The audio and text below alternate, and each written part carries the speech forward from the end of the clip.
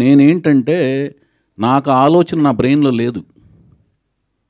పెద్ద హీరోల దగ్గరికెళ్ళాలి, లేకపోతే స్టార్‌డమ్ ఉన్న హీరోల దగ్గరికెళ్ళాలి అని ఉండదు. నాకు ఎవరు కరెక్ట్‌గా నా కథకు రాసుకున్నప్పుడు నాకు కన్వీనియంట్‌గా ఎవరు అనిపిస్తే వాళ్ళ దగ్గరికి వెళ్ళిపోతాను. వైవిఎస్ గారు అంటే వెళ్ళినప్పుడు తారక్ దగ్గరికి ఎందుకు వెళ్ళకూడదు అనేది మీ ప్రశ్న అనమాట. తారక్ దగ్గరికి వెళ్ళాలనే కథ నా ఆలోచనలోకి రాలేదంటున్నాను. కానీ వస్తే ఎన్టీఆర్ వెళ్తాను. గారికి ఇష్టమైన మనవడు జూనియర్ ఎన్టీఆర్ కదా. కదా. సో మీకు ఎందుకు ఆ థాట్ రాలేదు? ఎన్టీఆర్ గారికి ఇష్టమైన మనవడు అని ఎవరు చెప్పారు? ఆయనే చెప్పారు. ఎవరు? బాలకృష్ణ కాదు, అదే నేను ఒకటి చెప్తాను, అది రాసుకుని పెద్ద పారాగ్రాఫ్తో ప్రింట్ చేస్తారు రేపొద్దున. చెప్పండి. అట్లా కాదండి, నేను చెప్పేది అది కాదు. ఎన్టీ రామారావు గారికి ఇష్టమైన మనవడు అంటే మిగతా మనవాళ్ళు ఇష్టం లేదనా? మీరు బట్ చెప్పేది అందరిలోనే అంటే ఒకరని ఉంటది కదా. సార్ మీరు ఇప్పుడు ఒక క్వశ్చన్ వేసినప్పుడు ఒక సర్టిఫికేట్ ఇవ్వకండి. సార్ మీరు సర్టిఫికేట్ ఇస్తున్నారండి. చాలా సార్లు జూనియర్ ఎన్టీఆర్ కావచ్చు, వాళ్ళ ఆహా, ఫాదర్ కావచ్చు, వీళ్ళంతా ఆయన కూడా చెప్పిందే చెప్పలేదు. కదండి ఇది. ఎన్టీ రామారావు గారు జూనియర్ అంటే పబ్లిక్ గా ప్రెస్ మీట్ లో చెప్పలేదు కానీ ఫ్యామిలీ మెంబర్స్ దగ్గర చెప్పారు కదా. ఒక నిమిషం అండి. తారక్ గారు కూడా చెప్పలా. ఏది? రామారావు గారికే నేను ఇష్టమైన మనవాడిని, నేను ఒక్కడనే ఇష్టమైన మనవాడిని. ఎన్టీ రామారావు మీరు అడిగిన క్వశ్చన్ ఏంటంటే ఎన్టీ రామారావు గారికే ఆయన ఇష్టమైన మనవాడు అన్నారు. అది మీరు స్ట్రెస్ చేశారు. ఆయన ఒక్కడే ఇష్టమైన మనవాడు కాదు. ఎన్టీ రామారావు గారికి అందరూ సమానమే. అలాగే ఎన్టీ రామారావు గారిని అభిమానించే వాళ్ళందరికీ, అభిమానులు, వంశ వీరాభిమానులందరికీ రామారావు గారి కుటుంబంలోని అందరూ సమానమే. కానీ రామారావు గారు తన పేరుని ఈ మనవడికే పెట్టారు. అది ఒకటి ఆయన పెట్టలేదు, హరికృష్ణ గారు పెట్టారు. హరికృష్ణ గారు పెట్టిన ఇప్పుడు మీరు చెప్పేదనండి, మీరు ఇప్పుడు వినాయకరావు గారు రామారావు గారు పెట్టలేదు. హరికృష్ణ గారు జానకిరామ్, కళ్యాణ్ రామ్, తారక రామ్ అని ఆయన పెట్టారు పేర్లు. కానీ ఎన్టీఆర్ గారు యాక్సెప్ట్ చేశారు కదా సార్. యాక్సెప్ట్ చేశారు. ఇప్పుడు ఇంకొకటి అడుగుతున్నాను, మీకు న్యూ టాలెంట్ రోర్ సెట్ అనే ఒక సంస్థ స్థాపించి ఒక ప్రొడక్షన్ చేయబోతున్నా. దానికి సంబంధించిన ప్రశ్నలు కావాలా?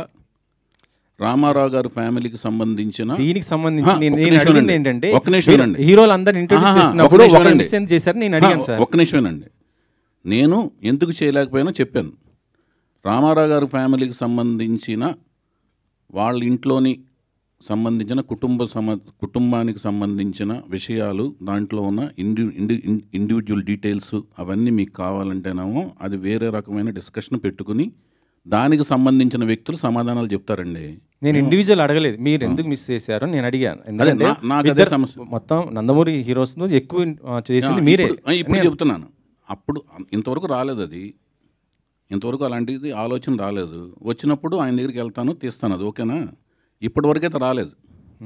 ఇప్పుడు నాకు ఈ సినిమా అలాంటి అవకాశం ఇచ్చి సక్సెస్ ఇచ్చి ఆ తర్వాత అలాంటి కథ వస్తే డెఫినెట్గా తీస్తాను. ఓకేనండి? ఓకే అండి. సరే ఇంకో క్వశ్చన్. ఓకే, అది ఓకేనా మీకు? అది కూడా హ్యాపీనా? సంతృప్తి ఉంది అందులో?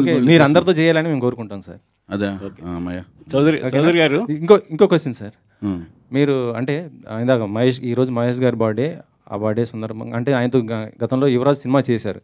అప్పుడుగా ఆయన సూపర్ స్టార్ కాదు, కానీ ఇప్పుడు రాజమౌళి గారితో కూడా చేస్తూ ఒక మళ్ళీ ప్యాన్ వరల్డ్ మూవీ చేయబోతున్నంటే అంత గొప్ప స్థాయికి ఎదిగాడు కదా.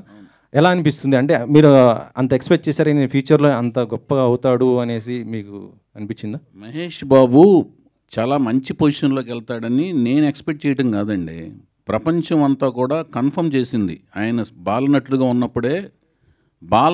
ఉన్నప్పుడు ప్రపంచం కన్ఫర్మ్ చేసిన వాళ్ళు బాలకృష్ణ గారండి. ఫస్ట్ నందమూరి బాలకృష్ణ గారిని ప్రపంచం కన్ఫర్మ్ చేసింది. ఎప్పుడు తాతమ్మకల సినిమా చేస్తున్నప్పుడు కానీ, అన్నదమ్ముల అనుబంధం సినిమా చేస్తున్నప్పుడు కానీ, దాని తర్వాత కొంచెం టీన్స్ పెరిగిన తర్వాత అభిమన్యుడు క్యారెక్టర్ వేస్తారు చూడండి, దానవీర సూరకర్ణప్పుడు, ఇతనురా కన్ఫర్మ్డ్గా అద్భుతమైన నటుడు అవుతాడు, నందమూరి వారసుడు అవుతాడని. అట్లాగే మహేష్ బాబుకి కన్ఫర్మ్ చేశారు, ఘట్టమనేని వారసుడు అవుతాడు ఇతను, డెఫినెట్గా సూపర్ స్టార్ అవుతాడని. సో నాకు నా సినిమా యువరాజు సినిమా దొరకటం అనేది నేను చాలా అదృష్టం కింద ఫీల్ అయ్యాను. అతను ఒప్పుకోవటం అనేది, అన్ని సినిమాలు వెయిటింగ్లో ఉంటే అన్ని పక్కన పెట్టి నా పర్సనల్ చాయిస్కి ఒక రిస్క్తో కూడిన ఎలిమెంట్ని ఒప్పుకొని ఆయన సినిమా చేయడం అనేది చాలా గొప్పగా ఫీల్ అయ్యాను. అంతేకాకుండా చాలా అందమైన మనిషి. అంటే కృష్ణుడు అంటే మీసాలు తీసిన పేడి మొహంలా లేకుండా చిరునవ్వుతో ఉన్నట్టుగా అనిపించాలండి. లిప్స్ పోర్షన్ దగ్గర పేడి మొహం తత్వం రాకూడదు. అలా ఉన్న లక్షణాలు ఈయనకు ఉన్న మెండుగా ఉన్నాయి.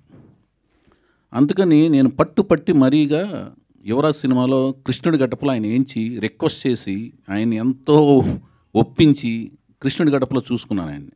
ఇప్పుడు చాలా నెట్వర్క్స్, సోషల్ నెట్వర్క్స్లో బాగా హల్చల్ అవుతుంది. మహేష్ బాబుని కృష్ణుడి కింద వేస్తే చూడాలని అనుకుంటున్నాం అని. నాకు అప్పుడే అనిపించింది, మీకు అర్థమైంది కదా నేను చెప్పిన లాజిక్ బిహైండ్ దట్. ఆ పెదాలు ఎలా ఉండాలంటే నవ్వినా కూడా మీసాలు లేకపోయినా కూడా మృదుత్వం ఉండాలి. కృష్ణుడికి చిరునవ్వులో మృదుత్వం ఉంటేనే ఆ కృష్ణుడికి అదేంటి కోమలత్వం ఉంటుంది. ఆ కోమలత్వం ఆయనలో ఉంటుంది. అందుకనే నేను ఆ లిరిక్స్ కూడా యువరాజ్ సినిమాలో చందమామలాగా చల్లనివాడే, చిన్ని కృష్ణయ్యలాగా అల్లరివాడే అనే లిరిక్స్ రాయించుకున్నా వేటూరు గారితో.